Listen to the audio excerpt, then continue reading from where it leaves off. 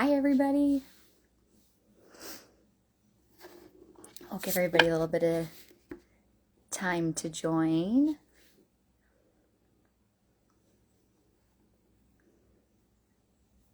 Hi, Jen. All right. And while people are joining us here, I'll just introduce myself real quick. My name is Wendy Garrett. I am in Oregon, and I have been using an Allard AFO for about 9.5 years. So my 10-year run anniversary will be coming up in March, which is super exciting. And I run, so I use mine to run marathons, and I love mine. And today, I'm super excited. We are going to be interviewing Sean Clark, who is a fairly new Allard user. So we will get him to join us here soon.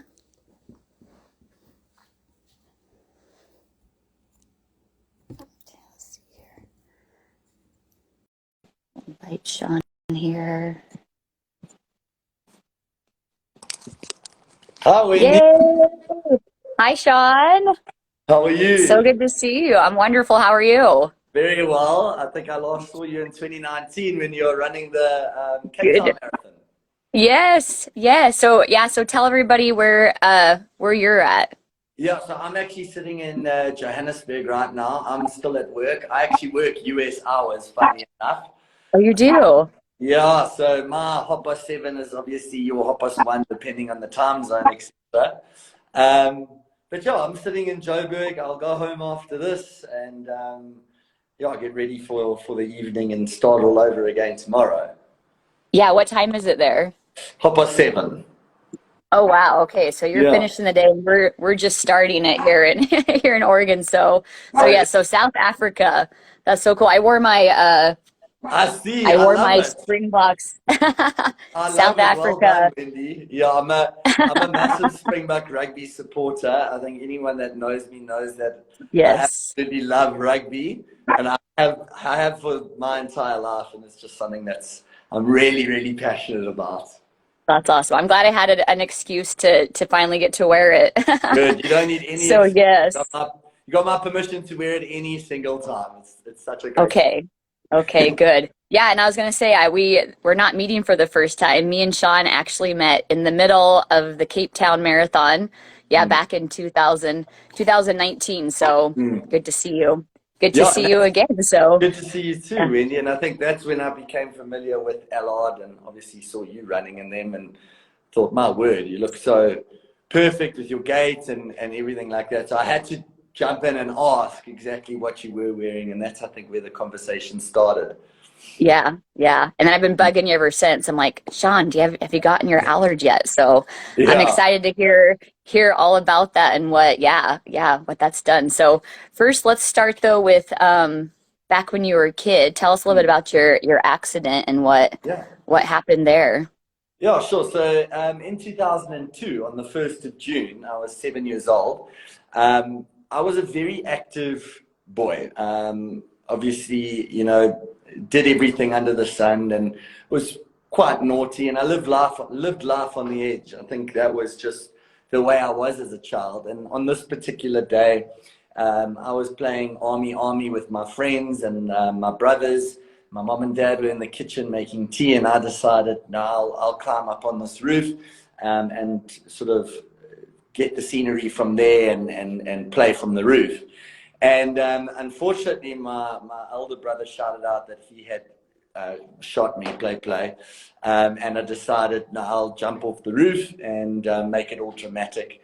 And dramatic, I made it because when I was parallel with the glass window, I kicked backwards and it severed the back of my knee and basically Uh-oh. resulted in complete peroneal nerve palsy of the left limb. So it left me with a dropped foot, complete muscle atrophy, no movement of my toes or my foot, no feeling.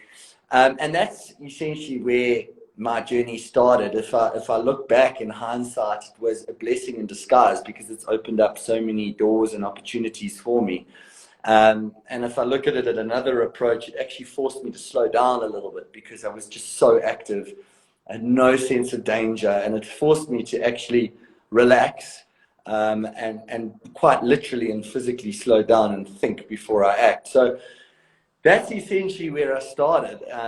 Back in 2002, I was in hospital for a couple of weeks, and Wow. funnily enough, came out on Comrades Day in 2002, which I think that's where the dream sort of became something for me, because my parents just plonked me in the lounge and I watched the Comrades from start to finish, basically. So, yeah, that's essentially my accident in a nutshell.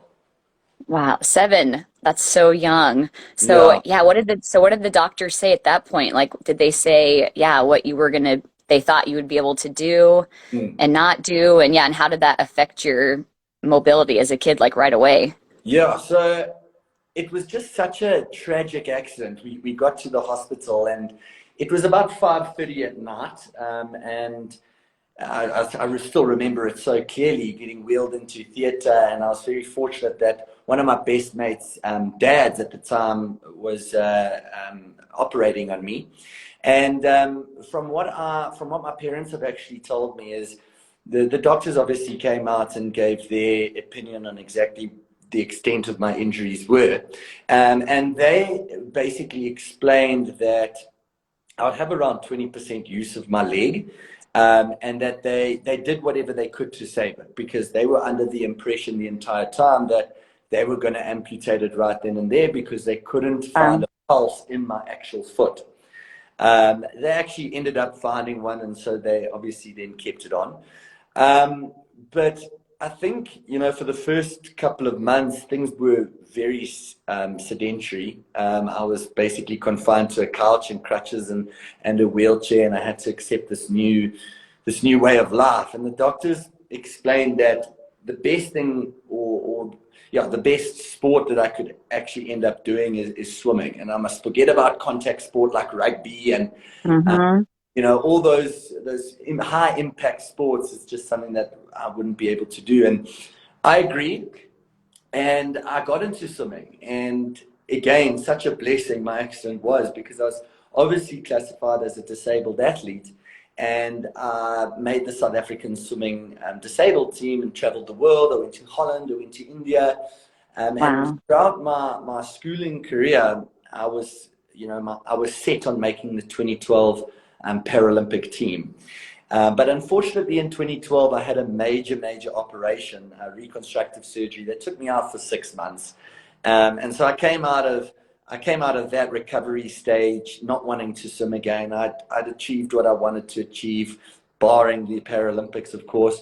And I decided to then try other things. And that's when I started playing a little bit of rugby. I don't know how I didn't get injured, but I never got injured once. And Wow. loved it. I played a little bit at school. I played a little bit of varsity, and I think I just found a way to make it happen. It wasn't very comfortable, and it wasn't advisable at all to play such a sport like rugby, because it's so full of contact. But I Yeah. enjoyed it, and I was going to do it in any case. And I think in 2016, I decided I'm going to do a half marathon. And I chatted to my orthopedic surgeon, who said that, he doesn't think that this is a good idea and it's going to be extremely difficult. But he knew I was going to give it a good shot and I was going to give it a go. And I did the half marathon, and I was amazed. I couldn't believe what I had achieved, and then decided to obviously do a full marathon. And that's when I met you, that Cape Town That was marathon. your first one. Wow. Yeah. Wow. But throughout this entire process, the Comrades Marathon was something that I always wanted to do. It was an absolute dream of mine.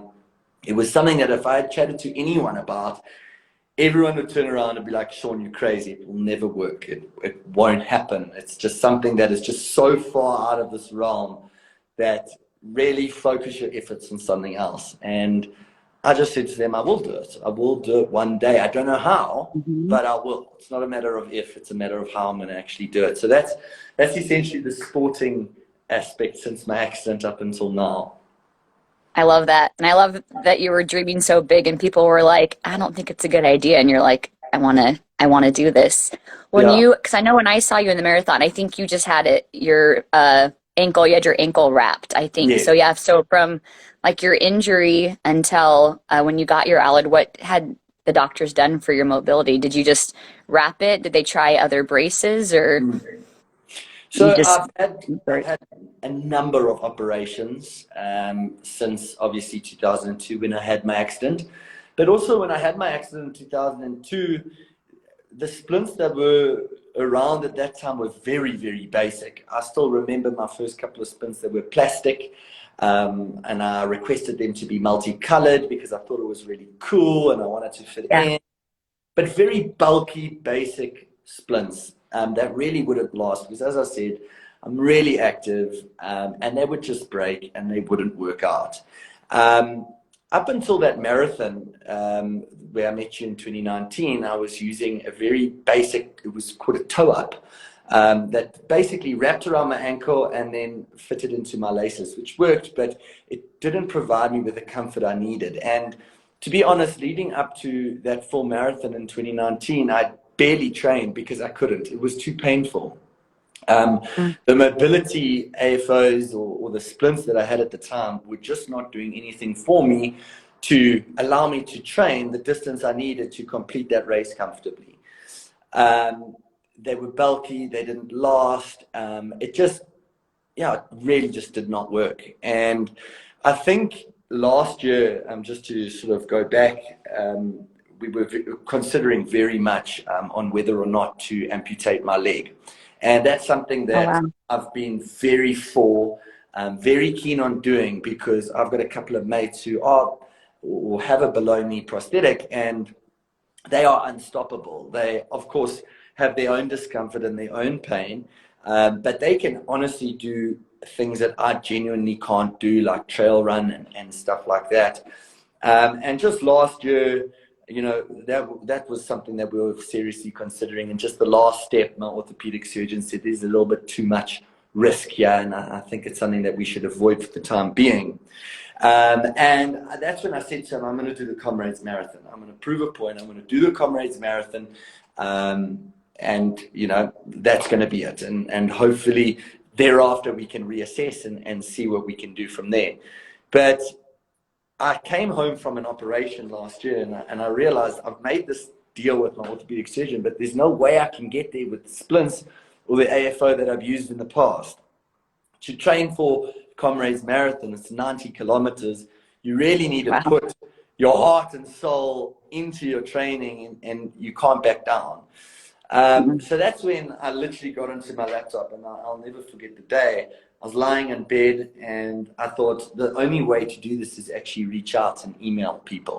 And I remember chatting to you and I remembered that you had told me all about Allard and I reached over to you guys and we set something up and I would never be where I am today without those splints. They've honestly changed my life in terms of mobility. I started out in January with 5Ks and really, as a training and really being sore and in a lot of discomfort to running 46Ks in just a training session with my splints. So they Wow. did a world of good and there is no other way I could have done the Comrades Marathon without that AFO or without my AFOs that I've got from Allard. It's absolutely incredible just to think about something almost so basic getting you to do such a great thing.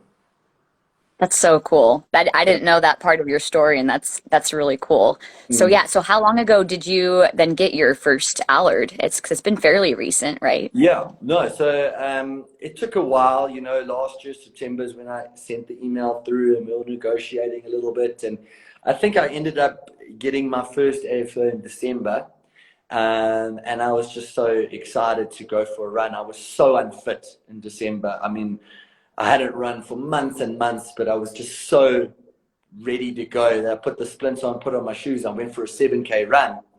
And I was so comfortable while doing that. And I thought, for the first time while I was running, thinking, wow, I have a big chance of doing the Comrades Marathon here. I've set myself up. But there's always a bit in your mind thinking, this might not be, it might not be possible, honestly. It's just the pain is too much and it's just too much discomfort. But at that point, I realized we're onto something, and this is what's going to get me over that line. That's so cool. So you felt a difference right away then too. Right away, right away. That's great. Yeah, it was incredible. It really, really was. So cool. It makes me a little emotional thinking about that too, because I remember my first day that I put mine on and it was just like immediate. I'm like, I can run. I can run. Yeah, This is so cool. That's yeah. so cool. And which model, which Allard do you use? It's the toe off, um, Okay. not the blue rocker. It's the black one. It's yeah, Yeah. and I still remember the day I was in Cape Town, and I met with the guys in Cape Town who actually gets the splints, and we went on a run together. All of us. There was about 6 of us, and he had done a So number of. cool. And he just said, Sean, your running is perfect. He took videos of me, and I couldn't believe it. It was incredible.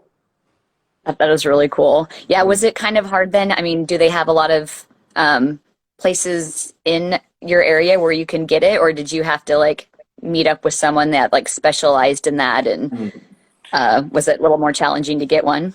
Yeah, it was actually a little bit more challenging. I had to go to Cape Town. Obviously, I'm in Joburg.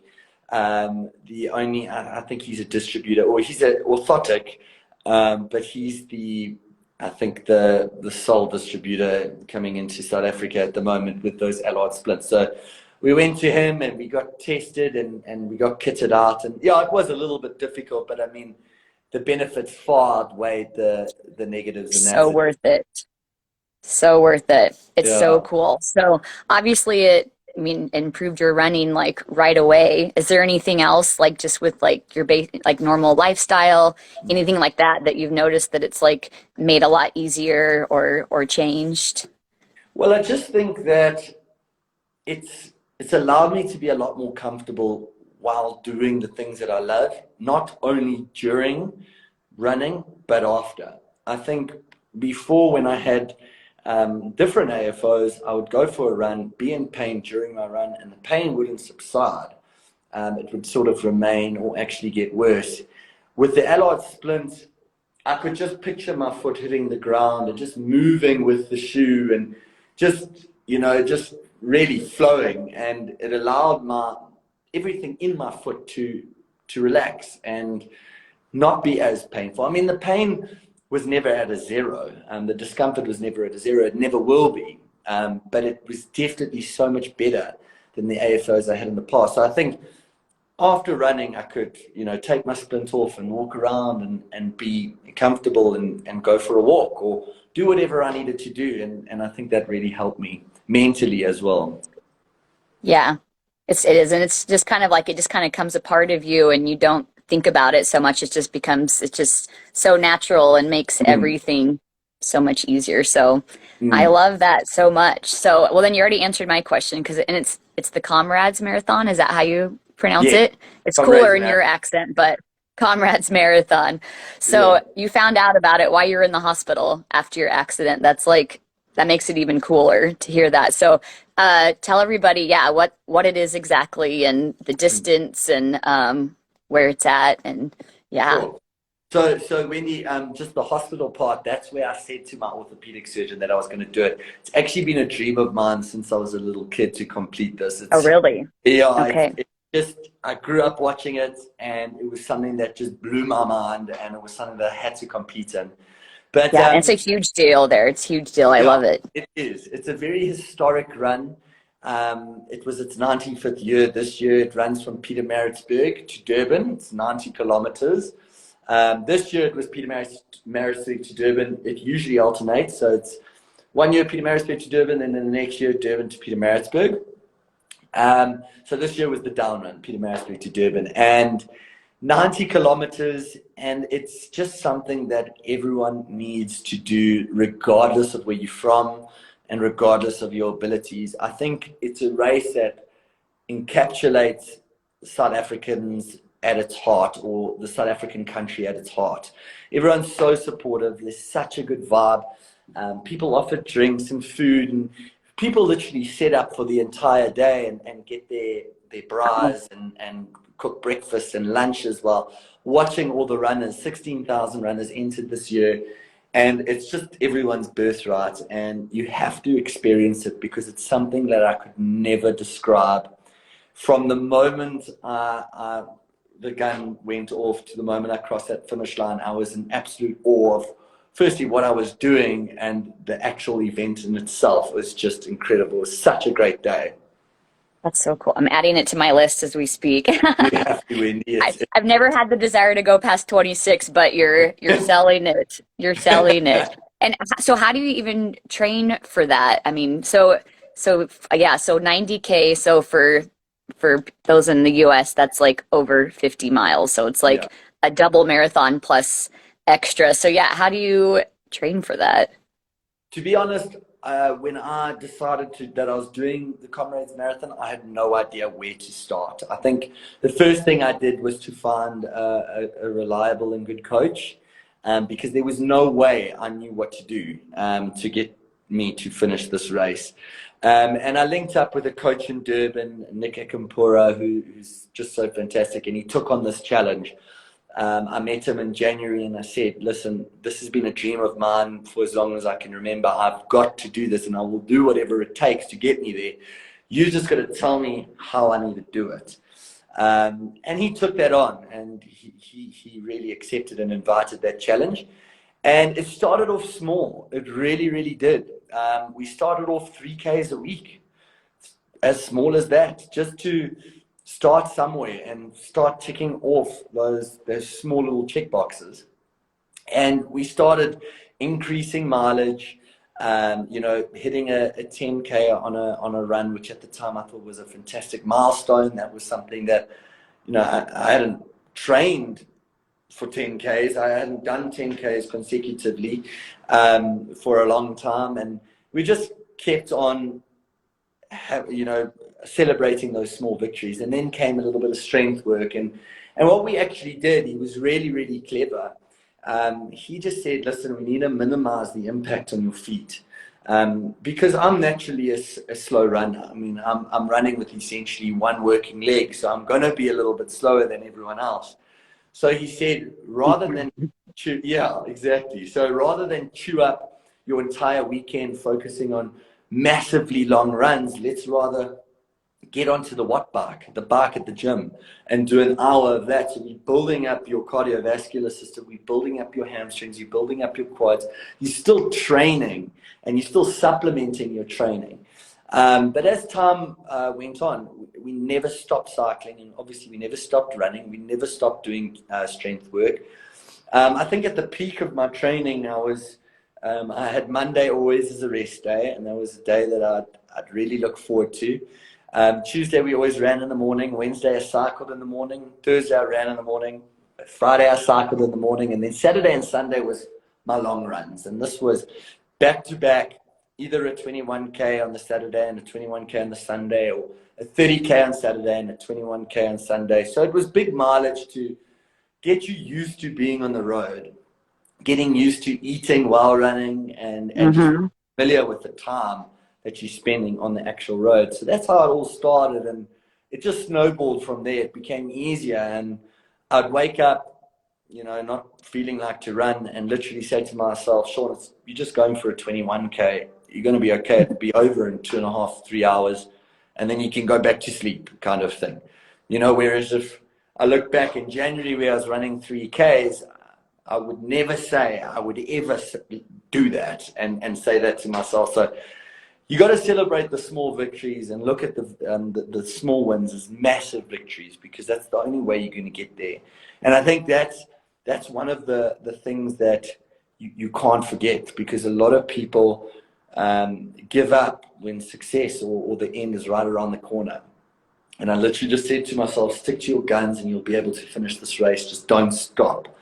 You've come too far. So, yeah, I guess that's where you start. Find a coach, start off small and end off big. And that's it. I love that. That's so inspirational, and I love all that. Yeah, start small and celebrate the victories. And Mm. now we're all tired listening to that Yeah. that training schedule. And you already gave some good advice in there, but yeah, what advice would you give to somebody that is, maybe recently diagnosed with foot drop or is struggling with any kind of mobility challenges and just kind of getting started with it? Mm. I think the most important thing is, regardless of your abilities, try your best to do some form of physical activity. It can be lifting your finger, it can be lifting your foot, whatever the case is. And again, celebrate that small victory. What I've really manifested in my own life is I try not to compare myself to others. I mean, there's always times where you do because that's just the way we are.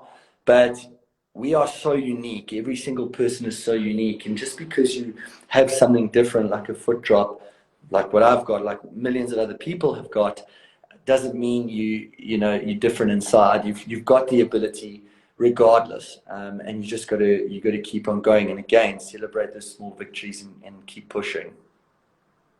Love that. Such good advice. I'm taking notes here. And then do you have a favorite quote or motto that you Mm. that you live by?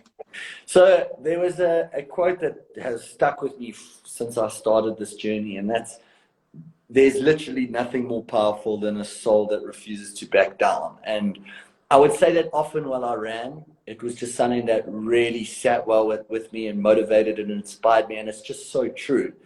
Um, if you've signed that contract with yourself and you've made up your mind and your soul is ready to go, nothing can really stand in your way. And you will achieve it regardless of the obstacles and hurdles in your way. I love that. That's Mm. so good. So good. So you swim, you rugby, running, and that's cool about the swimming part. I didn't know that. That's really Yeah. cool. Yeah. Um, what are some of your other hobbies and interests that you do? Sure. I just love sport. I think that's my main hobby. I'm trying to get into reading now. I've actually read two books this year, which I'm super proud of because I think the last time I read a book was in grade four. So yeah, I'm trying to make that a hobby at this stage, and also, I think with the Comrades done and that sapping out all my energy and time, I think it's time to have a couple of weeks break and just actually, touch base with a lot of things that I didn't do in the past, like go out and also, do great things with my girlfriend. And there's just so much more time. But on that note, I'm also thinking of what is next? What can I do that's going to inspire and motivate. And I have decided I'm going to do the Comrades again next year, and training for that will start again in November. And what I'm going to try to do is actually use that Comrades Marathon as a platform to raise funds with someone who's in need of mobility aid. Um, so I'm in discussions with a couple of people at the moment, and hopefully we can make something work. So, yeah, setting my sights on that at the moment, and also just spending time with the people that are important to me. I love it. Yeah, and you deserve a break, a little bit of break. So take that Yeah, downtime, and I might have to join you one of these years. That would you've be got an it. excuse to come back to South Africa. I'm Exactly. obsessed. No, I it's love it. a I it's a love great it. and I promise you, Wendy, the Comrades is something that it just blew my mind. While I was running, I kept on saying to my running partner, "I can't believe that I'm here. I can't believe that this is happening." It was just so surreal from taking something that was so far in my mind, that was a dream, but so far away, and actually being there in the moment, doing it and conquering what so many people said was not impossible, but very difficult for me to do and extremely uncomfortable and painful. And actually doing it was such a life-changing moment and such a good thing for me mentally and physically. It was just the greatest day. You have to do it. Can imagine. Yeah, accomplishing that goal and being in the middle of it, you would just be like, "Is this really happening?" So Exactly. that's oh, it's so cool. I love Yeah. it. I love it. And um, if anyone wants to learn more about Sean, you can go to getbackuptoday.com and you can read about Sean, other inspirational stories. And Sean, where else can people follow you at so they can follow you on your next adventures? Yeah, so this is actually my page, Gammy on the Go. A lot of people do call my foot a gammy foot, which I love. I think it's really cute and it gives it a little character. So I worked in the gammy there and called my page Gammy on the Go. So that will just keep people informed and aligned in what I've got planned and what I've got coming up next. Okay, awesome. So go follow Sean. He's always doing something cool. And Yeah. for those that join late, Sean is in South Africa. Explains the cool accent. So, Sean, maybe before we end, you can teach us a cool, I don't know, South African word or phrase or yeah, I think one of my favorite is yes like it. just Um, like it. yes like it is basically astonishment, surprised. So you can go, oh wow, yes, like it. The Springboks played so well on Saturday. And there's another one, babalas, which is basically a hangover. So if you've had a good night the night before and you're feeling a little bit hungover, you could say, my word, I've got such serious babalas. And then you've got the South African lingo. There's a whole bunch more like lekker and, you know, but that's pretty much it. Yeah. Love it. Okay, that's a good But there's so introduction many. for us There's all. so many. Yes, yes.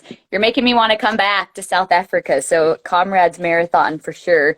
It's Come on. on. So Sean, you're such an inspiration. This has been so fun getting to hear more about your story and what's coming up next. And we're just so excited that you're wearing an Allard and we're grateful to have you as a part of the family. And that's what it is. It's a big happy family and you Exactly. fit right in and you're an inspiration. So thank you so much for taking the time to talk to us today. And we're excited to follow you and see what's next and keep being awesome. Cool. Thank you, You're Wendy. Thank you for having me, and awesome. thank you for all your support and following. And it's fun to see you again. So next marathon. Definitely. Thank you, Sean, and thanks for joining us, everybody. Cheers. Bye. Bye